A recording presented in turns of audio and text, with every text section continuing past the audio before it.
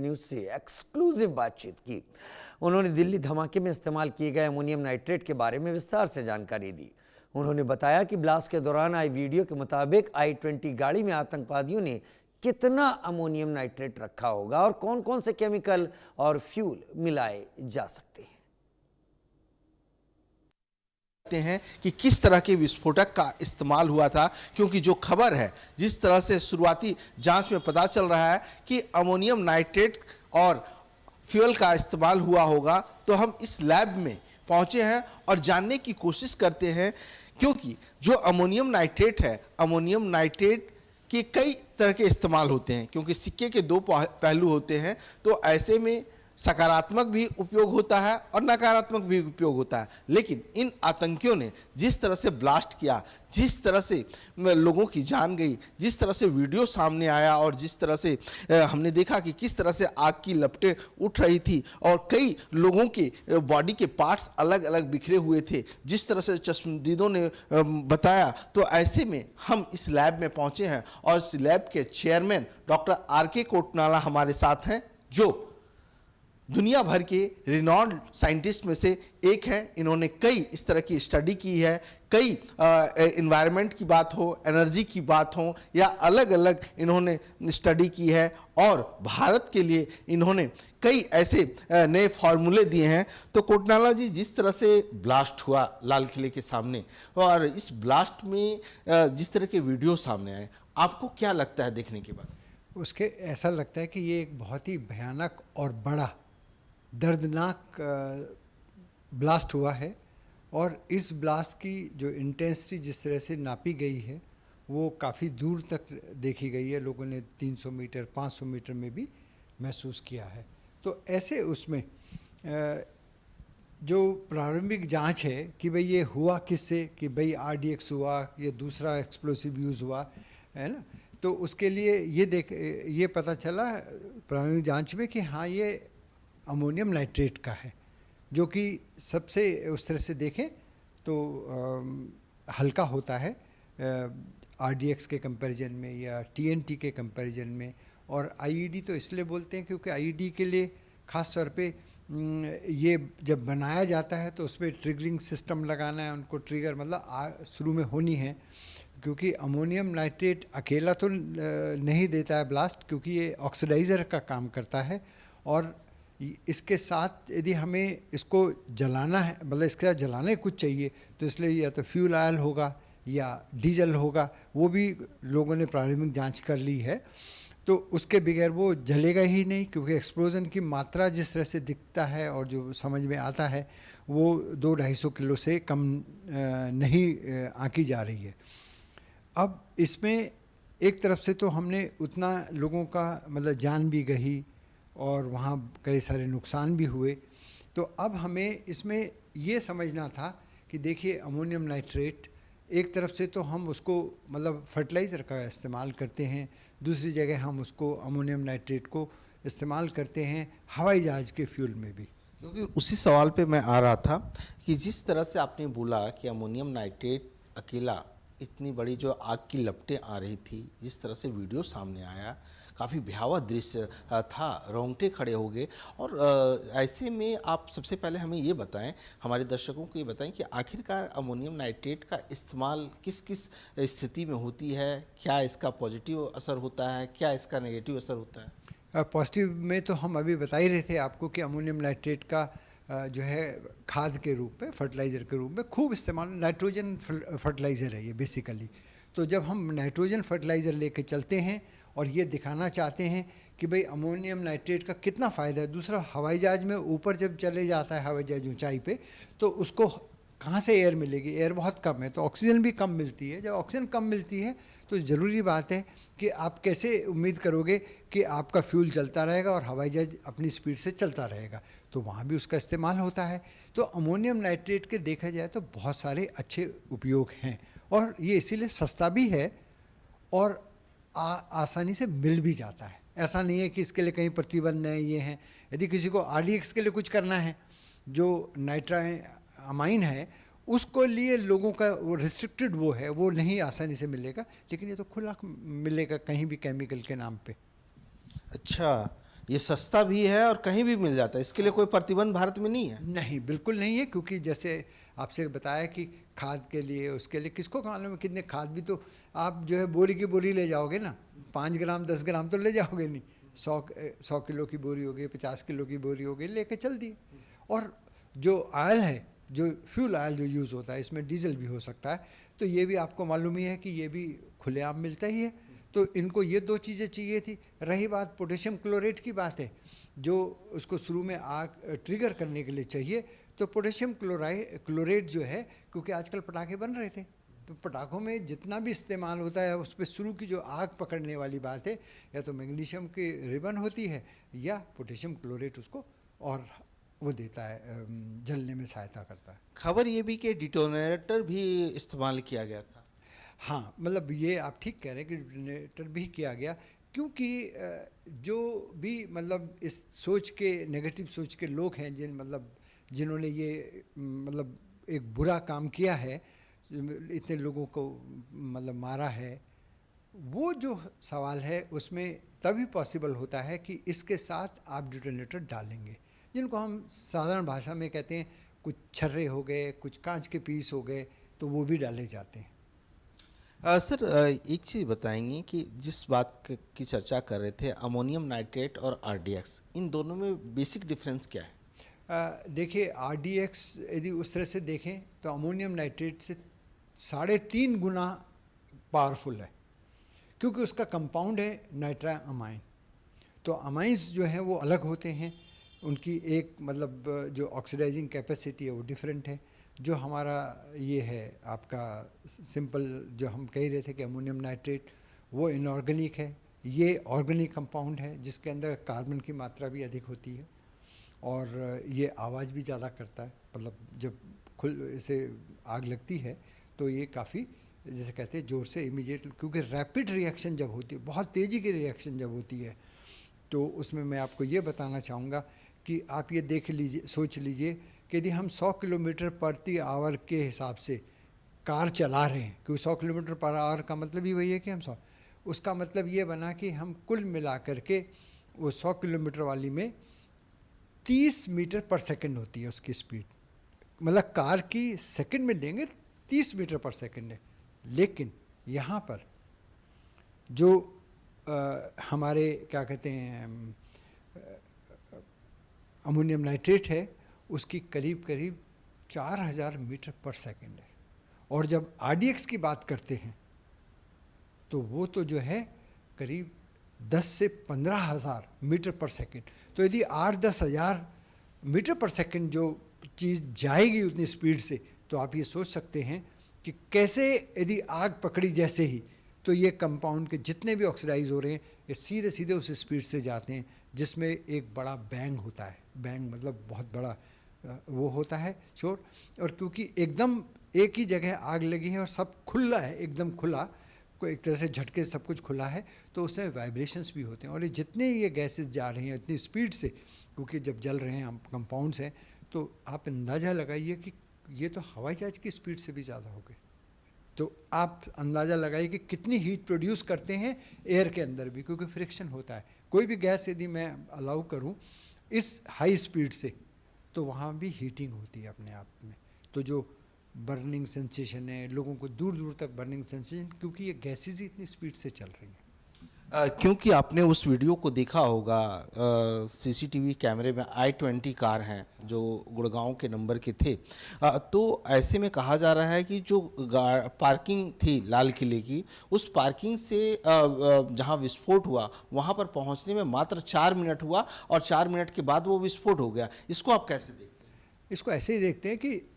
उसको तो पहले ही उन्होंने टाइमर लगाया होगा, क्योंकि अदरवाइज दूर से भी नहीं करेंगे कंट्रोल। तो बाकी तो हमारे जो इन्वेस्टिगेटिंग एजेंसीज़ हैं वो डिटेल में जान लेंगी कि उनको क्या क्या क्लू मिला है। लेकिन आम तौर पे ये ऐसे ही करे जाते हैं, टाइमर में फिक्स करके छोड़ देते, और वो अपना, उनको जाना है और फटाफट उन्हें जो भी देखना था उसके अंदर देखा कि हाँ वाकई ये हमारा एक्सप्लोजन हो गया, और वो लोग चले गए, भाग गए। क्या ऐसा भी हो सकता है कि कोई दूसरा बंदा दूसरी गाड़ी में हो, कोई दूसरा मॉनिटर कर रहा हो और उसने रिमोट से कर दिया हो? ऐसा भी संभव है क्या? ये भी बिल्कुल ठीक है, ये भी एक पॉसिबिलिटी है कि ऐसा भी हो सकता है और वो अपना कार में जल्दी से तेज़ चले गए कि वो रिमोट से कर दिया, टाइमर की भी इंतज़ार नहीं करी। तो क्योंकि आजकल क्या होते हैं कि जो टाइमर लगते थे वो तो अंदर चलते हैं, थोड़े से एक मतलब आपकी घड़ी उसके अंदर रखी हुई है और वो घड़ी आपको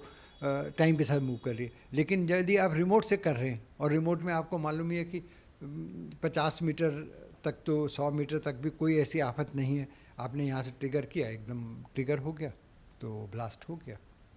जिस तरह से ब्लास्ट हुआ वहाँ आसपास के लोगों से भी हमारी बातचीत हो रही थी, तो उनका ये कहना था कि 600 से 700 मीटर तक जो है सो लोग धरती कांपने लगी, मतलब उसमें ट्रैम्बलिंग हुई और लोग घबरा गए, आवाज़ तो 1 किलोमीटर से ज़्यादा। तो ये किस तरह की इंटेंसिटी को बताता है? ये वही इंटेंसिटी बताता है कि इसके अंदर इतना ज़्यादा अमाउंट था। ये यदि 5 किलो 10 किलो होता तो ये एक लिमिटेड उसमें करता। जैसे यदि बड़ी लंबाई दूर तक जानी है, क्योंकि मैं आपसे अभी बता रहा था कि इनकी स्पीड जो है, जो गैस जैसे ही ये एकदम ब्लास्ट हुआ और ये जो गैस निकल रही है उसके अंदर नाइट्रोजन डाइऑक्साइड होती है, कार्बन मोनोऑक्साइड होती है, कार्बन डाइऑक्साइड होती है, कार्बन सूत होता है, मतलब काला काला धुआं। तो ये जब भी आगे चलते हैं तो ये इनकी स्पीड जब तेज़ है तो ये एक आवाज़ करते हुए जाएंगे बीच में से ना। जैसे आप कभी भी कुछ भी करके देखें कि मान लीजिए मैं एक धनुष भी चलाऊं यहाँ पे हवा में और तेज़ जा रहा है तो आपको शां की आवाज़ आती है। तो वो क्या है? वो फ्रिक्शन है। फ्रिक्शन जो है, घर्षण, वो जो तेज़ चल रहा है वो एयर में से जब पास होता है तो वो उसके आवाज़ करता है। एक तो आवाज़ होती है और क्योंकि स्पीड बहुत ज़्यादा है, मैंने आपसे बताया कि ये काफ़ी ज़्यादा है, तो इसमें वो आगे जा कर के भी हवा को गर्म करते जाओ। जो जो लोग उसके चपेटे में आ रहे हैं उनके लिए आँखों का मतलब आँखों पे एकदम ही काफ़ी ज़्यादा उनको मिर्च लगना, आँखों से नहीं दिखाई देना, और जो ये शॉक वेव्स आती हैं, क्योंकि शॉक वेव्स यही होती हैं कि वहाँ से जब वो गैसेस बनी एक्सप्लोसिव में से और वो निकल के गई हैं तो वो शॉक वेव्स हैं। तो वो शॉक वेव्स जो क्रिएट कर रही हैं वो आपके नर्वस सिस्टम को कंट्रोल कर रही हैं। उसमें से दिख रहा है कि कई सारी चीज़ें वो नहीं हो पाती हैं, और इसके साथ साथ आपके जो ये इसमें से निकलती हैं जो गैसेस हैं उनके अंदर ये हो रहा है कि हमारी किडनी पे असर होता है, लंग्स पे होता है, रेस्पिरेटरी सिस्टम पे होता है, तो आदमी वैसे ही बौखला जाता है। क्योंकि जो दृश्य था वहाँ पर ब्लास्ट के बाद वो इस तरह था, हम लोग जब घर में बैठे थे और जब ये खबर आई तो हम लोग भी उस वीडियो को देख करके चौंक गए कि आखिरकार हुआ क्या। जिस तरह से वहाँ पर त्राही त्राही मच गया, लोग जो है सो चिल्ला रहे थे, तो ऐसी स्थिति में कई जगह तक बॉडी के पार्ट्स भी मिले। तो ये सारी चीज़ें जो है सो उनकी इंटेंसिटी को बताता है कि कितना वो ले करके जा रहा होगा और किस तरह से एक्सप्लोजन का इस्तेमाल किया होगा। हाँ, ये ठीक कह रहे हैं, क्योंकि कार के अंदर कितना रखा गया, मतलब डिक्की से लेके सीटों पे कहाँ कहाँ उन्होंने रखा, तो उससे जो है एक्सप्लोजन जैसे ही हुआ, मतलब जैसे ही जला तो वो एकदम पूरे उसकी छत फाड़ के निकलेगा, और उसके साथ साथ अड़ोस पड़ोस में जितनी भी चीज़ें होंगे और गाड़ियाँ भी, उनके शीशे के भी टुकड़े, उसके अंदर से डिटोनेटर भी निकल रहे हैं बाहर। और ये जो गैसेस निकल रही हैं, जो मैंने आपसे कहा गैसेस नॉर्मल हैं, और ये मैंने खुद इस तरह के सीन अपनी लैब में भी देखे हैं। जब मैं राष्ट्रीय भौतिक प्रयोगशाला में काम कर रहा था तो तब भी हमारे उसमें एक एक्सपेरिमेंट कर रहे थे जिसके अंदर हाइड्रोजन गैस जा रही थी, बहुत कम थी 5%, लेकिन एक जो भी स्पार्क हुआ और उसकी वजह से 5% में भी, जबकि बाकी आर्गन गैस थी, इनर्ट गैस थी। तो इस तरह का एकदम धमाका बोलता है और आप एकदम दौड़ते हैं कि ये क्या क्या हुआ। मैं दूसरी मंजिल में सुन के फटाफट दौड़ा कि ये नीचे लैब में कुछ गड़बड़ हो गई। तो ये साइंटिफिक वो है, क्योंकि जितने भी ये ब्लास्ट की रिएक्शंस होती हैं वो होती हैं एक्सोथर्मिक। मतलब जो कि बहुत ऊर्जा देती हैं। तो जब वो ऊर्जा देती हैं, जैसे ही उनको ट्रिगर कर दिया, रिएक्शन स्टार्ट हो गई और अमाउंट बहुत ज़्यादा है, तो उसका इम्पैक्ट काफ़ी दूरी तक जाएगा। तो जिस तरह से इम्पैक्ट हुआ, जिस तरह से वीडियो सामने आए, आपको लगता है कि उस गाड़ी को, i20 कार को जो चला रहा होगा वो जिंदा बचा होगा? बिल्कुल नहीं, चांस ही नहीं है। उसका तो पता भी नहीं चलेगा आपको, क्योंकि तो क्लोज सिस्टम के अंदर ही बर्न आउट हो गया होगा इनिशियल में। तो उसके तो सिर्फ वही होंगे चीथड़, मतलब बले कुछ कुछ जले टुकड़े मिलेंगे और उन्हीं से जांच आगे होगी। इसके अलावा सर जो गैसेस की दूरी बता रहे हैं, जो फ्लेमेशन की दूरी बता रहे हैं, जिस तरह से लपटें सामने आ रही थी, उसकी दूरी कितनी होती है, कितने मीटर तक होती है जो लोगों की चपेट में लेती है? जो इसमें मतलब यहाँ पे तो जो देखा गया है वो जो जहाँ पे लोग थे उसके हिसाब से अंदाज़ा कि पड़ोस में कार खड़ी थी या वो चीज़, तो वो डैमेज दिख गई। तो उनका जो डैमेजिंग इम्पैक्ट है वो करीब 30 मीटर पे आसपास में देखा गया है, जिसमें एकदम लोगों को मिला। लेकिन बर्निंग सेंसेशन 30 मीटर से आगे भी हुई है, लोगों को बर्न्स मिले, क्योंकि स्प्लिंटर्स जो निकलते हैं वो गर्म होते हैं एकदम और वो जा रहे हैं, और दूसरा वो एयर में बहुत तेज़ी स्पीड से निकल रहे हैं। मैंने आपसे कहा कि उनका जो है करीब 4000 मीटर पर सेकेंड, जबकि कार की स्पीड 100 किलोमीटर पर आवर पे कितनी तेज़ होती है, और वो सिर्फ 30 मीटर पर सेकेंड, मतलब उसकी 100 गुना से भी ऊपर स्पीड से जाएगा, तो इतनी हीट प्रोड्यूस होती है। और साथ में जो बात आती है कि जब वो मूव करते हैं तो जैसे वहाँ पे मंदिर के शीशे टूटे या किसी दुकान वाले के भी वो हुए, तो वो सब जाके यही गैसेस एकदम ज़्यादा अमाउंट में जा रही हैं तेज़ी से, क्योंकि एक्सप्लोड होता है तो वो सारी तरफ फैलेगा टुकड़ा टुकड़ा, तो वो गैस जा रही हैं टुकड़े, तो उसमें कुछ निकलने नहीं है अब। तो वो जब जाते हैं तो वो शॉक वेव प्रोड्यूस करते हैं, वो शॉक वेव से ही आपका शीशा भी टूटता है और चीज़ें भी टूटती हैं, और इंसान के ऊपर तो बहुत बड़ा बुरा असर होता है इसका। बिल्कुल, इसीलिए कई लोगों की जान चली गई, कई लोग अभी भी ज़िंदगी और मौत के बीच अस्पतालों में जूझ रहे हैं। तो ऐसे में सर जिस तरह से अमोनियम नाइट्रेट की बात हुई, अमोनियम नाइट्रेट के बारे में आपने बताया भी कि ये सस्ता मिलता है, हर जगह मिल जाता है, आरडीएक्स के लिए जो है सो कई सारी लेकिन जिस तरह से फरीदाबाद में इतनी मात्रा में जो है सो इतनी मात्रा में मिली है एक्सप्लोजन, और उसके बाद डॉक्टर मुजम्मिल भी गिरफ्तार हुआ, और कहा जा रहा है कि जो पार्किंग में था, जो गाड़ी लेकर के जा रहा था, और डॉक्टर उमर हो सकता है। तो आप ये बताएंगे कि क्या इतनी मात्रा में आसानी से मिल सकता है? मात्रा में तो मैंने आपसे कहा कि कहीं भी मिल जाता है। मैं उदाहरण के लिए कहता हूँ, जो स्कूल के हम एक्सपेरिमेंट करते हैं उसमें अमोनिया प्रोड्यूस करना, तो उसमें भी अमोनियम नाइट्रेट इस्तेमाल करते हैं, तो केमिकल तो मिल जा वो जो जाके आप किसी भी दुकान केमिकल दुकान से ले आओ, मुझे 10 डिब्बे चाहिए, वैसे हैं आप इकट्ठे करते रहो, या आपने जा कर के जैसे फर्टिलाइज़र है, वहाँ फर्टिलाइज़र नाइट्रोजन का बहुत अच्छा फर्टिलाइजर, जैसे हम एनपीके कहते हैं, नाइट्रोजन फास्फोरस पोटेशियम, तो लेकिन एनपीके में नाइट्रोजन के लिए यूरिया होता है या इसे करते हैं, तो दोनों जो लोग कर रहे हैं यूज़, अभी यूरिया ज़्यादा इस्तेमाल होता है, अमोनियम नाइट्रेट का थोड़ा लोग कम करते हैं इस्तेमाल, लेकिन ये सस्ता होने से यूरिया भी सस्ता है, तो वो उस तरह की जब चीज़ें अवेलेबल है मार्केट में, जो उसको कभी भी उल्टा नहीं लेते हैं। ये तो वैसे ही है कि जैसे आपने घर में माचिस की डिब्बी रखी और आप कहेंगे कि जिस पे आग लगेगी, क्योंकि जब तक हम उस पर उसको फ्रिक्शन नहीं देंगे, मतलब माचिस तिल्ली को किसी उस पे दूसरे पे, तो जब तक उस पर आग पकड़ेगी ही नहीं, तो आग पकड़ेगी नहीं, तो वो अब उस माचिस को मैं चाहे खाना बनाने के काम में लगाऊं या मैं किसी का घर फूकने में लगा दूं, तो या पेट्रोल का कहीं टैंक है उसके अंदर डाल दूं शरारत करने के लिए, तो क्या होगा? तो वो तो माचिस का वो थोड़ी है दोष, वो तो अवेलेबल है, तो माचिस हर कोई ले सकता है। ऐसे ही अमोनियम नाइट्रेट का भी काफ़ी ऐसा नहीं है कि प्रतिबंध है। आरडीएक्स ज़रूर नहीं मिलते हैं, दूसरे आईईडी भी जब बात होती है वो भी नहीं मिलते हैं, और टीएनटी तो क्योंकि टीएनटी इस्तेमाल होता है बहुत बड़े एक्सप्लोसिव में, मोस्टली मिलिट्री इस्तेमाल करती है, तो वहाँ से भी टीएनटी को इसलिए कहीं इस्तेमाल नहीं हो करते हैं। आप अपने लैब के बारे में जिक्र कर रहे थे कि एनपीएल लैब में इस तरह के एक्सपेरिमेंट जब आप लोग कर रहे थे तो इस तरह की चीज़ें सामने आई थी, एक आवाज़ आई थी। तो क्योंकि मैं अभी लैब में आपके लैब में मौजूद हूँ, तो लैब में इस तरह के सामान भी आपके पास होते हों? इस तरह के सामान हमारे पास एक्सप्लोसिव होते नहीं हैं, इस तरह से कोई कहेंगे, क्योंकि हम हमारी जो काम है उसके अंदर ऐसा कुछ नहीं है जिसके अंदर हम केमिस्ट्री में ऐसे कंपाउंडों पे काम कर रहे हैं जिनमें रिडॉक्स रिएक्शन हो रही है, रिडक्शन ऑक्सीडेशन, या मैं किसी चीज़ को ऑक्सीडाइज कर रहा हूँ, तब तो ये ज़रूरी होते हैं। लेकिन हालांकि केमिकल हम बहुत इस्तेमाल करते हैं, कारण ये है कि यदि आपको नैनो मटेरियल्स पे काम करना है, नैनो का ज़माना है, तो हमें तो अलग अलग करते हैं, हम उसके अंदर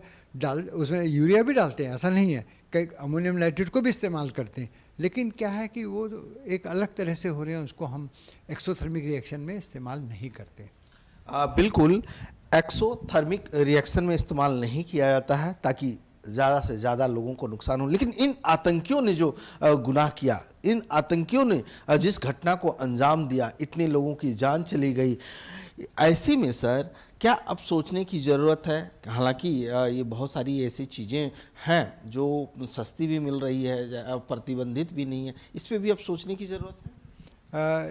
इसमें तो सरकार लेती है कोई डिसीजन, लेकिन क्योंकि इसलिए डिसीजन इसलिए नहीं ले पाती है, इसमें कारण वही है क्योंकि जो फर्टिलाइज़र का काम कर रही है या हमारे किचन